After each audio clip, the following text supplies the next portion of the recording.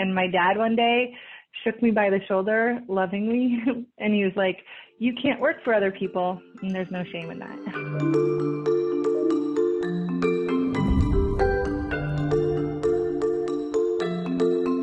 As a rock DJ, Kate Cherniss suffered through an oppressive work environment until she finally realized she needed to set out on her own. She read 2 chapters of a book on startups, and a week later had $50,000 of venture capital. This journey eventually led her to co-found Lately, a tech company that automates and centralizes core marketing tasks. In this week's edition of UpTech Report, Kate tells us her unique story, the challenges of marketing, and how embracing your quirks can be the best business practice. Well, thank you, Kate, for joining me. It's fascinating stories. I see, from radio hosts, then to marketing strategist running a marketing company, and then now a SaaS startup. That's an interesting journey. Yeah, it's been kind of wild. But you know what's amazing is when your life starts connecting. I think you only get this, like, I'm 45, so you get it when you're older. And that's the best part, because then you can see all the pieces coming together, you know? Then how did Lately start, the SaaS platform? It's been 2014 you started, so last 6 years. How did it begin, and how did it now get to where you are today? Yeah, so I'll just back up a little bit and tell you a story right before Lately, because it all connects kind of. But so here I was, like you said, rock and roll DJ. I was broadcasting to 20 million listeners a day at XM. Cool gig, right? And the bummer was, like, I mean, you know, there's not a lot of women in radio still these days. And definitely there was sexual harassment, which was par for the course. But what was more annoying to me was I didn't get the credit that I deserved. Like, I was just constantly kind of ignored or not validated. And that was really, really frustrating. And my body started reacting. Like, I just started, like, getting really sick, and I was just unpleasant. Like, I hated my boss and I hated my whole job. And so I moved to a different music related career, and it was the same thing. Total boys club, like, squashed all the time. And so I was crying. I just kind of sucked as a person. And my dad one day shook me by the shoulder lovingly, and he was like, "You can't work for other people, and there's no shame in that." So I was like, oh. What a wonderful realization. Like, forget other people. I can't work for other people. It's much better if I just do it on my own. I can do that. Yeah, and I didn't even know that was a possibility, and he hit it on the head without knowing. Like, I did feel shame. I was like, this is like school. Why am I not getting an A when I'm, like, doing A work, you know? And so then my husband gave me Guy Kawasaki's Art of the Start, and like in the second chapter or something, it says, don't plan, just get started. And I was like, well, then why am I wasting my time reading this book? And, like, seriously, like, that week I went to a meeting. It was an unusual meeting where a customer was delivering a product by hand instead of mailing it. And it turns out that these 2 guys were angel investors. I didn't know that. And I just was myself. I was being kind of obnoxious, complaining about the state of the music industry. And they were like, "We love you. Let's start a company. Here's $50,000." And I was like, what? I know. That's how it started. Wow. I know. And my husband was like, "I just gave you that book. Like, what happened?" You know? So anyways, I was doing this music related company. And as I was marketing that, someone else said to me, "Hey, you're really good at marketing. Would you like to consult us? We'll pay you, like, a lot more money." And I was like, "Yep, I'm done with music." Yeah. So you realized the marketing was really your niche that you knew well. Well, I was a fiction writing major, which you could make the argument. That's a type of fiction. You draw the picture of what something could be. Yeah. So I liked writing, and I could see that a lot of people didn't enjoy it or weren't that good at it. And then I'm also, like, a really organized person. We were talking earlier about, like, the state of this room, which is pretty blank canvas. And the closet is a mess, but my cupboards are fabulous, you know? So I'm really into being organized. And so this person who approached me, they put me on a Walmart account. So this is where our story starts, right? So suddenly I was project managing this huge marketing program. It was Walmart collaborating with National Disability Institute, United Way Worldwide. They had Bank of America, AT&T, the IRS, and tens of thousands of small and medium businesses. So lots of different budgets and different skill sets. And so I organized this in one hell of a spreadsheet. because that was my nature. It was like organization, right? So like pulled everything together so I could understand it for my own self. And then the person I was working for was like, you got to share this with the group. And so it became our Bible. Actually, what I did was I just developed basically a playbook for everybody, whether it was a small business or a nonprofit or a large company, to participate in this program together. And the way Lately came about was I was just, I met a friend who was my co-founder, Steve, and he kept asking me about my spreadsheets because I used them for all my agents, all my clients, all my agency clients. And I was like, what is with this dude? He's like obsessed with my spreadsheets. And then he started harassing me, Alex. So he was like, listen, we need $25,000. I'm like, what? I've been in radio. I worked my whole life for $25,000. I'm buying my first house, like $25,000. And then he was like, and we're going to make wireframes. And I'm like, what? I don't even know what that means. And we're going to automate your spreadsheets. And I was like, don't touch my spreadsheets. So he did it himself. So one day he took the money out of his own pocket. This is like after 2 years. And he paid Jason, who's now my other co-founder, to build wireframes, which are like the blueprints for a website, right? Mm-hmm. And they came over and they showed me what was the beginning of Lately. And I'll never forget, it was a Sunday night after Christmas. And I was a consultant, right? So I took vacations when my clients did. So I was on vacation, which I didn't get very often. Sunday night after Christmas, I was like, are you kidding me? And when they showed me what they did, he said that after that, I was a lot nicer. You saw it, you're like, okay, all right, I see it now. Oh yeah, and I forgot the whole bury the lead there, which was I got Walmart 130% ROI year over year for 3 years with my spreadsheet. So that's why it was working. It's not just cool spreadsheets. It's spreadsheets that actually work. Yeah. So that was 2014, and Steve was a serial entrepreneur and an investor, and he'd actually had a successful exit before, so he knew this journey. And I'll never forget, like, we're having this conversation. He's like, "Let's start a company." I'm like, "Okay," and I'm like, "But I have to be the boss." And he's like, "Oh, don't worry, you can be the boss." Wow. And now I know what that means, You get all the responsibility that comes with that. Yeah, and all the sleepless nights. And he was so funny. He was like, "Are you ready? Are you really ready for this?" And I was like, "Yeah, man, I didn't know what I was doing. How would I know?" But he did. So whenever I'm really having a bad day, I definitely blame it all on Steve. Oh, blame Steve. I like it. So yeah.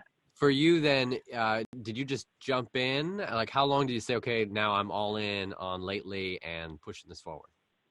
Yeah, it was pretty quickly, actually, because I just consulted with my already business partners who were really smart investors. And we figured, what the hell? I mean, there's like, what do you have to lose? Like, this is a wild ride. Let's take it.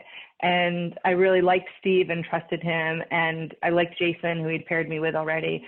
And so we started we made a pitch deck. Me and Jason made a pitch deck, and we didn't even know what we were selling. Like, what is organization marketing? That sounds like so boring, and how is that possibly sexy? But we raised, that was in January or February of 2014. And then by October, we had raised $250,000, which was crazy, on an idea. I mean, this is like me being convincing to, it was friends and family, but it actually wasn't. It was mostly angels. Just somehow, I didn't even know. So the funny thing that happens, Alex, when you start asking people for money, they either run away or they introduce you to other people. And like, I realized suddenly that my network was much more valuable than I thought it was, not only with people who had money, but people who wanted to help, right? And that's the best thing about this journey, especially being a woman. I leverage it because it's here, right? But people, it's like being married. I don't know if are you married? Yes. Okay, so you know this is true. So when you get married, there's all the hoopla and all the craziness going on, and about a couple weeks beforehand, it takes on a life of its own, and it just goes without you. And people rise to the occasion. They just start doing things, and I had the wherewithal to just let them instead of control it, because I was like, what the hell? Let's go for the ride, And being a startup entrepreneur, whether you're a female or not, is the same way. Every day strangers want to help me. And it's the skill that you have to have as an entrepreneur is to know to let them. Do you feel that you've found product market fit? The people are really are understanding what you're offering, and you've got scale opportunity? Yes, which it's so wonderful to say that. First of all, I can't believe it's been 6 years. That's amazing. But it's taken us a long time to change the message so that people understand, like, so what Lately sells is artificial intelligence that instantly transforms blogs, videos, or podcasts into dozens and dozens and dozens of amazing social posts in one click. That's what we sell, right? But all the organizing we talked about before. So behind the background, we give you the ability to publish that content, but we also give you the ability to stack accounts to syndicate the content. So if you're a very large company and you want to have your employees talk about the company as well on their marketing, you can use Lately to help do that and help control and create consistency, but also make people feel like they're not spamming the world with annoying business messaging. Now, that whole second piece of being able to engage then your workforce and your employees and team for amplification, was that always in there, or when did that piece come into part of it? Yeah, so it was in the spreadsheets with Walmart. It's how I got Walmart 130% ROI, because I taught that whole network to be together. I called it together networking back then. Now we sort of say it more like a rising tide lifts all boats, but in this case, Lately gives you a tsunami, right? Nice. And we found our customers, and by the way, it took us forever to just describe this, right? Because we didn't even know how to say it, and I'm doing it badly now, as you can tell, right? But we found our customers using it for that, but then also for like selling, for sales work, as well as executive thought leaders wanted to use the same kind of idea so they didn't feel dumb, or like franchise marketing. That's a big one for us. So like if you have, a central marketing team here and you have all these little locations outside, how are they doing? Maybe not so well. Can you help them? So it's almost being able to systematize like micro influencers, whether it's your employees or your mini franchises. Yeah. They're like all these tiny micro influencers that you're able to systematize the flow of information and then expand and amplify. I'm going to steal that from you. That's really good. Yeah.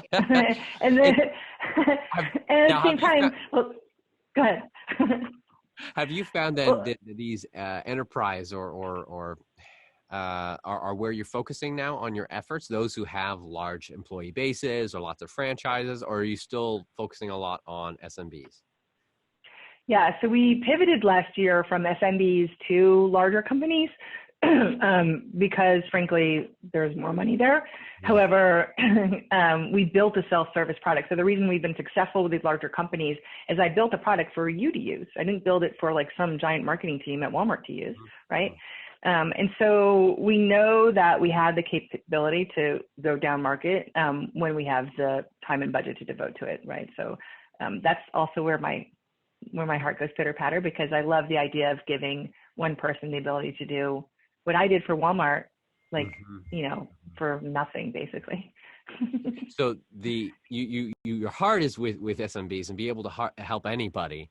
But right now, for scalability and revenue opportunities, you're focusing more on enterprise or larger scale opportunities but maybe being able to come back to SMBs, focusing on, well, technically they can use it still, anybody, but you're just not putting your marketing to them.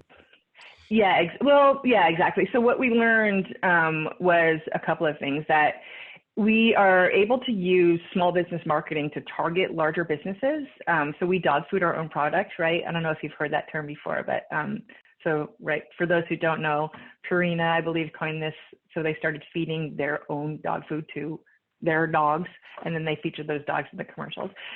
So that's what we do with Lately as well. And we found that when we were doing that, it gave us the ability to eliminate cold leads, right? So our customer, there's so much content we're creating, people comment on it or share it or like it, and then we go after those people at first because it's a warm lead, and then we vet them to see what their capacity is, and then we make conversations and then get them into a demo. And so that process works whether it's a small business or a large business, but we haven't had the the budget, frankly, to devote the automation of that process. So it's very human driven, which isn't scalable right now, although we have tinkered with it. So we know it's possible.